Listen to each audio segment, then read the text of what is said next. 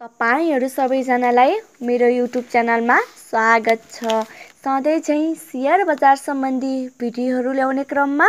आज पनि म अर्को महत्त्वपूर्ण भिडियो लिएर हजुरहरुमाझ उपस्थित भइसकेको छु। यस सानीमा लाइफ इन्स्योरेन्सले आइपिओ निष्कासन गर्नको लागि रेटिङ पनि गराइसकेको छ र अहिलेको समयमा चाहिँ यस कम्पनीले आइपिओ निष्कासन गर्नको लागि प्रक्रिया अगाडि बढाइरहेको छ र म आज हजुरहरुलाई यस भिडियो मार्फत चाहिँ यस कम्पनीले आइपिओ कहिले निष्कासन गर्दैछ, साथै कति रकम बराबरको आइपिओ निष्कासन गर्दैछ र यस कम्पनीको चाहिँ वित्तीय अवस्था कस्तो रहेको छ र यो कम्पनीमा चाहिँ हामीले कति किताको लागि आवेदन दिँदा ठीक हुन्छ भन्ने कुराको बारेमा चाहिँ म आज हजुरहरुलाई यस भिडियो मार्फत जानकारी गराउने छु। यस सानीमा लाइफ इन्स्योरेन्सले चाहिँ 60 करोड रकम बराबरको 60 लाख किता शेयर चाहिँ निष्कासन गर्न लागेको कुरा जानकारी गराइसकेको छ र अहिलेको समयमा चाहिँ जुनसुकै इन्स्योरेन्स कम्पनीहरूलाई पनि आफ्नो चुक्ता पुँजी चाहिँ 2 अर्ब रुपैयाँ पुर्याउनै पर्ने बाध्यताकारी अवस्था भएको कारणले गर्दा पनि यस कम्पनीले 60 करोडको आइपिओ निष्कासन गर्न लागेको हो र यस कम्पनीको चाहिँ 60 करोडको आइपिओ निष्कासन पश्चात चाहिँ यस कम्पनीको चुक्ता पुँजी चाहिँ 2 अर्ब रुपैयाँ पुग्नेछ र त्यस्तै गरी यस कम्पनीको सबैभन्दा महत्त्वपूर्ण कुरा चाहिँ आइपिओ निष्कासन गर्नको लागि गर्नुपर्ने एउटा महत्त्वपूर्ण कुरा के भन्नुहुन्छ भने कुनै पनि कम्पनीहरूले आइपिओ निष्कासन गर्नको लागि रेटिङहरु चाहिँ अनिवार्य रूपमा गराउनै पर्ने हुन्छ र यस कम्पनीले चाहिँ आफ्नो रेटिङ पनि सम्पन्न गरिसकेको छ र यस कम्पनीलाई चाहिँ केयर नेपालले चाहिँ एनपी BBB माइनस रेटिङ प्रदान गरेको छ र जुन रेटिङबाट हामीले सजिलै के कुराको अनुमान लगाउन सकिन्छ भन्दा यस कम्पनीको वित्तीय अवस्था चाहिँ मध्यम खालको रहेको छ। यसमा त्यस्तो धेरै नाफा र त्यस्तो धेरै घाटा पनि छैन भन्ने कुरा चाहिँ हामीले यस रेटिङबाट चाहिँ सजिलै बुझ्न सक्छौं र यस्तो रेटिङले बेस मानेर फेरि यस्तो कम्पनीहरुलाई नराम्रो पनि भन्न सकिदैन। यस्ता रेटिङहरु चाहिँ एक वर्षको लागि मात्र हुन्छ र त्यस्तै गरी अब यस कम्पनीको वित्तीय अवस्थाको कुरा गर्नुहुन्छ भने यस कम्पनीको इपीएस चाहिँ 7 रुपैयाँ 93 पैसा चाहिँ यस कम्पनीको इपीएस रहेको छ र त्यस्तै गरी यस कम्पनीको नेट वर्थ पर शेयर हेर्नुहुन्छ भने यस कम्पनीको चाहिँ नेट वर्थ पर शेयर चाहिँ 113 रुपैयाँ 64 पैसा चाहिँ यस कम्पनीको नेट वर्थ पर शेयर रहेको छ र त्यस्तै गरी यस वर्ष चाहिँ यस कम्पनीले चाहिँ आफ्नो प्रॉफिट पनि बढाएको छ र यो वर्ष यस कम्पनीले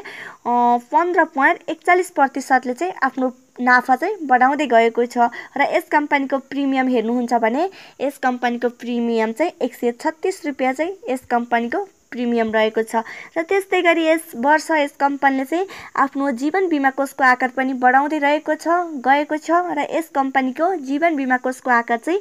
1 अर्ब 63 करोड 7 लाख रुपैयाँ चाहिँ यस कम्पनीले आफ्नो जीवन बीमा कोषमा चाहिँ सञ्चित गरेको छ र त्यस्तै गरी यस कम्पनीको खुद बीमा शुल्क हेर्नुहुन्छ भने यस कम्पनीको खुद बीमा शुल्क चाहिँ 95 करोड 63 लाख रुपैयाँ चाहिँ यस कम्पनीको खुद बीमा शुल्क रहेको छ र त्यस्तै गरी यस कम्पनीको चाहिँ बीमा शुल्क हेर्नुहुन्छ भने यस कम्पनीले यस वर्ष चाहिँ 40 करोड 73 लाख रुपैयाँ चाहिँ बीमा शुल्क चाहिँ आर्जन गरेको छ र यस कम्पनीको नाफा हेर्नुहुन्छ भने यस वर्ष यस कम्पनीले चाहिँ 5 करोड 54 लाख 91 हजार रुपैयाँ चाहिँ यस कम्पनीले यस वर्ष चाहिँ नाफा कमाउन सफल भएको छ र वित्तीय अवस्थाबाट हेर्नुहुन्छ भने यो कम्पनी एकदमै राम्रो रहेको छ र यस कम्पनी चाहिँ वित्तीय अवस्थाबाट जुनसुकै पक्ष जुनसुकै सेक्टरहरु पनि एकदमै बलियो रहेको छ र फेरि त्यही माथि इन्स्योरेन्स कम्पनी भनेपछि इन्स्योरेन्स कम्पनीहरुको नि आजसम्मकै अवस्थामा हेर्नु हो भने पनि जुनसुकै इन्स्योरेन्स कम्पनीहरुको पनि मार्केट प्राइस चाहिँ एक किताको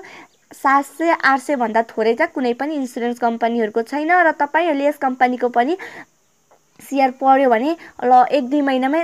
8-9 हजार त अभियसली कमाउन सकिहाल्नुहुन्छ। इन्स्योरेन्स कम्पनीहरुमा इन्भेस्ट गर्दा चाहिँ हामीलाई घाटा भन्ने कुरा चाहिँ हामीलाई कति पनि हुँदैन र अब कुरा गरौँ यस कम्पनीले आइपिओ कहिले निष्कासन गर्दैछ भन्नुहुन्छ भने यस कम्पनीले चाहिँ आफ्नो तर्फबाट पूरा गर्नुपर्ने प्रक्रियाहरु चाहिँ लगभग सम्पूर्ण प्रक्रियाहरु पूरा गरिसकेको छ। यस कम्पनीले चाहिँ आफूले साधारण सभा राखेर आइपिओ निष्कासन गर्ने भन्ने कुरा पनि जानकारी गराइसकेको छ र यस कम्पनीले आइपिओ चाहिँ प्रति किता 100 रुपैयाँको दरले निष्कासन गर्दैछ र यस कम्पनीले साधारण सभाबाट आइपिओ निष्कासन गर्ने कुरा पनि पारित गरिसकेको छ, साथै रेटिङ पनि गराइसकेको छ। अब बाँकी भनेको कुरा के भन्नुहुन्छ भने यस कम्पनीले चाहिँ अब नेपाल धितोपत्र बोर्डमा चाहिँ आवेदन दिन बाँकी छ र यदि अब यस कम्पनीले चाहिँ अब छिट्टै नै नेपाल धितोपत्र बोर्डमा आवेदन दिनेछ र नेपाल धितोपत्र बोर्डले आवेदन दिएको आवेदन स्वीकृति गराए लगतै चाहिँ यस कम्पनीले चाहिँ हामी जस्तो सर्वसाधारणको लागि चाहिँ आइपिओ निष्कासन गर्नेछ। र फेरि यस्तो